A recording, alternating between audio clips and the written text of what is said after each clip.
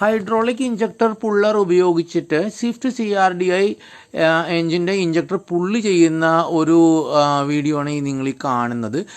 ഇത് നമ്മുടെ Muvattupuzha grand engine റീബിൽഡേഴ്സ് Binoy റിയാസ്ക അവരുടെ യൂണിറ്റിലാണ് നമ്മളിത് ഡെമോക്ക് കൊടുത്തിരിക്കുന്നത്. നമ്മുടെ അവിടുത്തെ ടെക്നീഷ്യൻ അഖിലാണ് ഇത് നമുക്ക് ഡെമോ ചെയ്ത് കാണിക്കുന്നത്.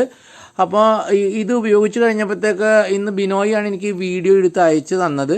അപ്പോൾ അവരുടെ അനുവാദത്തോടുകൂടി ഞാനിത് അപ്ലോഡ് ചെയ്യുന്നത്. ഇത് വളരെ പൊതുവേ വർക്ക്ഷോപ്പുകളിലൊരു കീറാമുട്ടിയാണ് ഈ CRDIയുടെ ഇഞ്ചക്ടർ അഴിക്കുക എന്നുള്ളത്.